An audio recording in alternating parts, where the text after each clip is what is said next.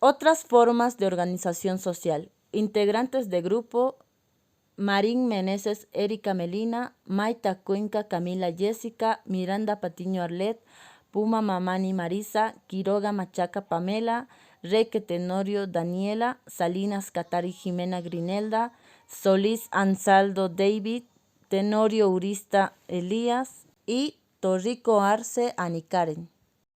Introducción. El imperio de los incas, al igual que la mayoría de civilizaciones por el mundo, desarrolló algún tipo de sistema que regulará las relaciones entre sus integrantes. Es así que la organización del gobierno de los incas tuvo que ser espléndida. De otro modo, habría sido imposible la construcción de ciudades como Cusco o Machu Picchu. Bueno, primeramente veremos lo que es la élite. A pesar del carácter místico divino de que se rodeó el Inca, sus poderes no eran absolutos, pues tenía a su lado a los amautas, gentes de consejo que realizaban una suerte de poder ejecutivo. Los amautas, salidos de la casta privilegiada, eran verdaderos sabios y fueron ellos los que dieron impulso a una serie de conocimientos altamente desarrollados en el campo de la medicina, la cirugía, geometría, agropecuaria, estética, música, poesía, etc. Fueron sin duda los amautas los ingenieros que realizaron las maravillosas obras públicas que hoy nos causan tanto asombro, como caminos, fortalezas y templos. A los miembros de la élite se los llamaba orejones, según la jerarquía creada por Manco Cápac. De ella salían los altos funcionarios religiosos, civiles y militares. Disponía de escuelas especiales en las cuales, según Santa Clara y Toledo, se admitía también a los plebeyos mejor dotados, los que ascendían a orejones, después de haber pasado por la prueba del huaraco. Este era un examen muy duro en el que se ponían a prueba las aptitudes del joven. Duraba 30 días y se componía de ayuno de 6 días, simulacro de combates, hacer de centinela 10 noches consecutivas, resistir impasibles a heridas y golpes, etc., seguido de torneos atléticos y pruebas de tiro con flechas y ondas. El mismo Inca perforaba las orejas de los victoriosos, supremo galardón para aquellas gentes, al igual que el príncipe heredero que se sometía a pruebas todavía más rigurosas. En el imperio no había pues una aristocracia excluyente y cerrada, y podemos decir que las diferencias jerárquicas o de casta no implicaban diferencias de fortuna, ya que como ningún pueblo de la historia en el Incario, no había ni ricos ni pobres. El campesino ama su tierra y su trabajo y los realiza con un sentimiento de culto. El hombre del pueblo era llamado Hatun Zuna, que en quechua quiere decir hombre grande. Las labores más pesadas los realizaban al ritmo de las melodías de sus quenas, como también la zampoña o del pinquillos. Las ocupaciones agrícolas tenían el carácter de un verdadero ritual y se iniciaba con grandes festividades que el mismo Inca lo asistía. Fue algo impresionante. ¿Por qué? Por la grandeza de aquellos trabajos y la prueba de que afecta profundamente en el alma indígena. Los mitimaes. La organización social de los incas contaba con una clase dominante y una clase dominada, y los mitimaes pertenecían a la clase dominada. Estos eran conocidos también como mitimacus. Eran considerados colonizadores inmigrantes obligados. Disfrutaban de privilegios por sus importantes tareas. Existen 4 tipos de mitimaes. El primer tipo es los excedentes de la población. Este grupo era enviado a zonas despobladas para el equilibrio demográfico y trasladado a mejores tierras para la agricultura, donde mantenían el derecho a esas tierras, libres de pago de tributo del Estado y encargados de incrementar la producción. El siguiente tipo eran de destacamentos militares. Este grupo defendía el imperio. Eran leales, trabajaban la tierra y convivían en el ayllu. Otro tipo era los trasladados hacia pueblos recién conquistados. Este grupo con el fin de enseñarles las técnicas de producción agraria y transmitir la lengua. Y el último tipo es los pobladores que no inspiraban confianza. Eran trasladados a poblaciones ya leales. Sustituían su lugar, pero no volvía nadie. Los que regresaban eran recompensados. Las Yanaconas fueron un grupo social desintegrado de la nacionalidad imperial por Tupac Yupanqui por el delito de haber participado en un movimiento sedicioso. Las yanaconas conformaban la servidumbre del Inca y de otros nobles. Estaban dedicados a labores domésticos y en el apoyo al trabajo agropecuario. Eh, las yanaconas eran siervos de por vida y la calidad de yana pasaba de padre a hijo. Las yanaconas no eran esclavos, pues se les trataba bien. En algunos casos vivían en buenas condiciones. El castigo que ellos recibían era pena de muerte. Sus obligaciones eran trabajar y pagar tributo. Algunos de los rebeldes fueron perdonados gracias a la petición de la Colla. Aunque han sido perdonados, se les privió todo derecho civil y les convirtió en siervos de la más baja categoría. En la clase condenada, ellos eran la servidumbre perpetua. Ellos eran privados de toda Ahora protección y vamos a ver las jerarquías. En la sociedad incaica existía lo que es un sistema de categorización.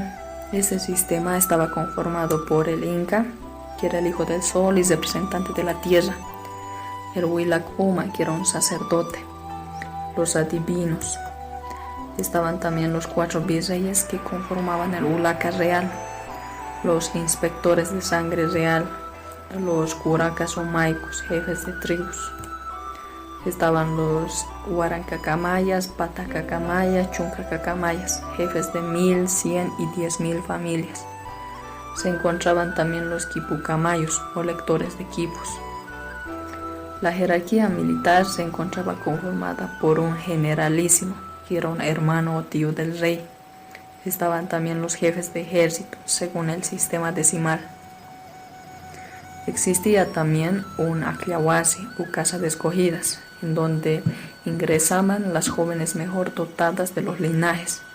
En la sociedad incaica, las jóvenes se encontraban agrupadas en categorías.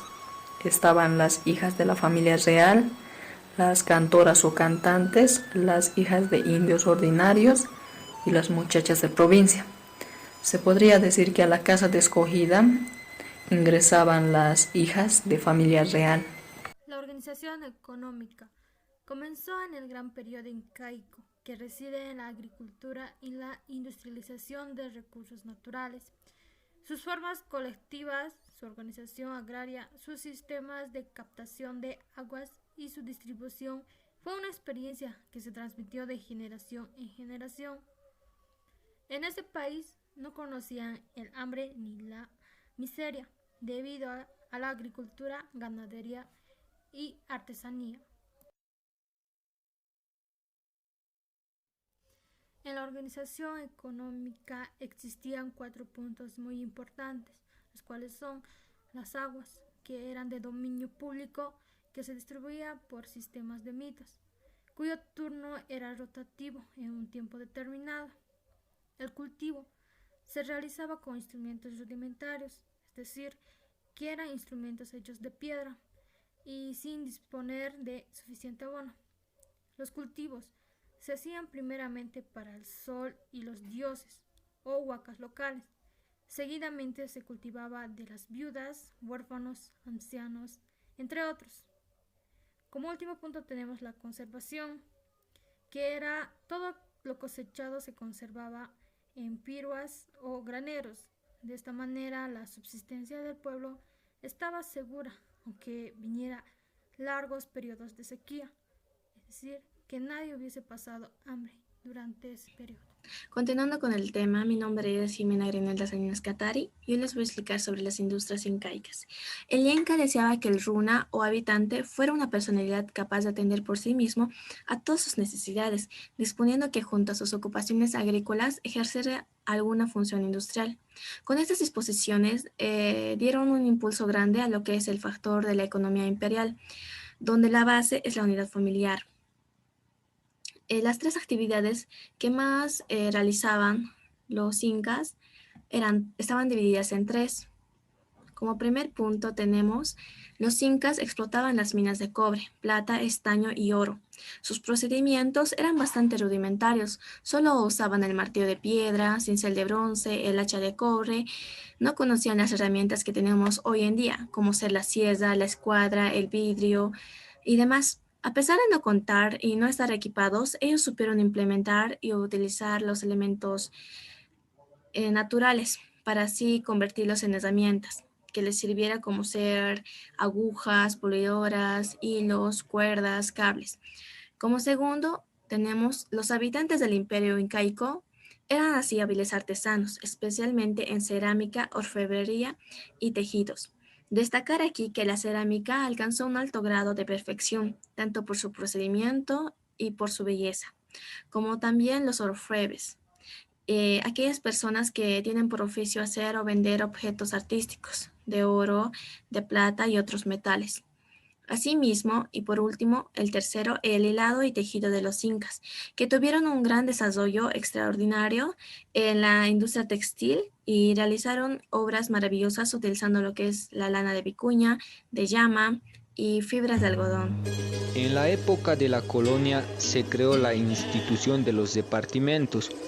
Uno de ellos era la encomienda, que consistía en asignar a un encomendero español un determinado número de indios, a quienes debían alimentar, vestir, proteger y transmitirles algunos conocimientos, sobre todo convertirlos a la religión católica. ¿Qué beneficios recibían los encomenderos de los indígenas? Tenían el derecho de disfrutar del servicio personal y del tributo pagado por el grupo de indígenas que estaban a su cargo. Como parte del servicio personal, el indio fue utilizado en el servicio doméstico, el cultivo de la tierra, transporte de carga y trabajos forzosos en la mina. Vamos a hablar sobre la marca y el núcleo de educación indigenal. Dejamos para el final el estudio de la marca indígena, que era el conjunto de 10 ayllus, base del sistema decimal introducido por los incas, y que se hallaba a cargo de la autoridad de los maicus o curacas. Estos tenían intuición sobre los camayus o jefes de grupos de 10, 100 o 1000 familias. Los camayus dependían de los maicus, estos de los capac o vizeyes o estos del inca. Cada ayllu tenía su representante en el consejo administrativo, o sea, en la ulaca, presidida por el maicu. El tupu es la unidad económica agraria de la familia. El conjunto de familias y sayañas componían el ayllu, y la reunión de ayllus integraba la marca, lo que los españoles llamaron comunidad. Gran parte de las fincas o latifundios que pertenecen a individuos particulares hasta 1953 no son sino comunidades o marcas absorbidas por el sistema actual. A la cabeza de cada categoría está la taika, que es madre, y la auki, que significa padre. La ejecución de toda obra es iniciada por aquella y continuada por las demás comunidades de acuerdo a su rol jerárquico. En ella cada ayllu tiene un vadio, manteniendo todas las formas de su organización de trabajo. El Parlamento Amauta, creado en la escuela de Warisata, no era sino la ulaca, sino similares funciones, siendo el núcleo escolar una reviviscencia de la marca. El éxito de la escuela indígena boliviana reside precisamente en no haberse apartado de las ancestrales formas de organización social y de trabajo características del indio. Supervivencias en la colonia y en la república. Ha sido necesaria una larga convivencia con el indio altiplánico y el de los valles. Se sostenía en esa oportunidad que la comunidad indígena era la unidad económica y social de origen ancestral. Por otra parte, observamos el ayllu libre. Fue fácil comprobar que tampoco en él se había realizado ninguna transformación bajo la influencia española y que seguía actuando el sistema incaico. Si bien el reparto de tierras a los encomenderos y a los indios y la entrega de usufructo sin derecho de propiedad constituyen innovaciones coloniales, estas medidas no se apartan en nada del sistema agrario preestablecido. Más tarde, Bolívar dio a los indios propiedad individual de aquellas parcelas de tierras, destruyendo en parte el organismo totalizador de la jata. Posteriormente, el colono era un pequeño terrateniente por derecho hereditario y le correspondían las 2/3 partes de la tierra. Ese sistema de organización agraria tradicional fue celosamente mantenido y defendido por el indio, ya que habían sufrido la ominosa tarea de conservar y engrandecer naciones que no les reconocían en la realidad. Al crearse la Escuela Indigenal Boliviana, se consiguió que toda esa gran fuerza se utilizara voluntariamente en favor de las tareas escolares. El indio trabajador de por vida trabajaba esta vez por su propia liberación, convertida su escuela en el punto eminente del ayllu. La misión de la Escuela Indigenal es darle nueva habitabilidad, modernizarlo sin abandonar su tradición y civilización, sin destruir su vieja cultura ni sus instituciones.